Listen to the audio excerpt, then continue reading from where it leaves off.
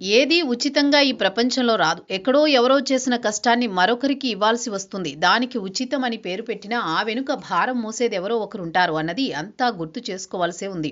ఒక కుటుంబంలో భార్యాభర్తలుంటే భార్యకు ఉచిత బస్సు ప్రయాణం వల్ల ఖర్చు కలిసి వస్తుందనుకుంటారు. కానీ అదే బస్సులో ప్రయాణించే భర్త తన టికెట్‌తో పాటు పెంచిన ఛార్జీల భారం కూడా మోస్తే ఆ కుటుంబానికి ఏం దక్కుతోంది?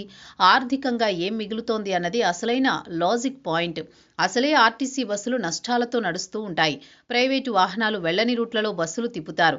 దాంతో అక్కడ ఇంధన ఛార్జీలు కూడా రాక ఆర్టీసీ సతమతమవుతూ ఉంటుంది. అయితే ఎంతో కొంత నష్టం అయితే సర్కారు సర్దుతుంది.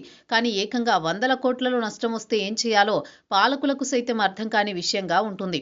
ఇప్పుడు మహిళలకు ఉచిత బస్సు ప్రయాణం వల్ల అదే రకమైన పరిస్థితి ప్రభుత్వాలకొస్తోందంటున్నారు. దేశంలో చూస్తే ఉచిత బస్సు మహిళల కోసం నడుపుతోంది కేవలం 3 రాష్ట్రాలు. అవి కర్ణాటక, తెలంగాణ, ఏపీ. ఇందులో మొదట ఉచిత బస్సు అన్నది కర్ణాటకలో కాంగ్రెస్ ఎన్నికల హామీ ఇచ్చి గెలిచింది. ఆ వెంటనే పథకాన్ని అమలు చేసింది. అయితే రాను రాను ఇది పెనుభారం అని అర్థం చేసుకున్న కర్ణాటక ప్రభుత్వం బస్సు ఛార్జీలను గణనీయంగా పెంచేశాయి. కర్ణాటక ప్రభుత్వం అయితే కేఎస్ఆర్టీసీ, బీఎంటీసీ బస్సులలో టికెట్లను పెంచేస్తూ మంత్రివర్గ సమావేశంలో నిర్ణయం ఏడాది క్రితమే తీసుకుంది. ఈ ఏడాది జనవరి 5 నుంచి అమలు చేస్తున్నారు కూడా. ఇక కేఎస్ఆర్టీసీ, బీఎంటీసీ బస్సుల్లో పెరుగుతున్న నిర్వహణ ఖర్చులు, ఇంధన ధరలు మరియు గత బకాయిలను కవర్ చేయడానికి కర్ణాటక తన 4 రాష్ట్ర రోడ్డు రవాణా సంస్థల్లో జనవరి 5, 2025 నుండి 15% బస్సు ఛార్జీల పెంపును అమలు చేసింది.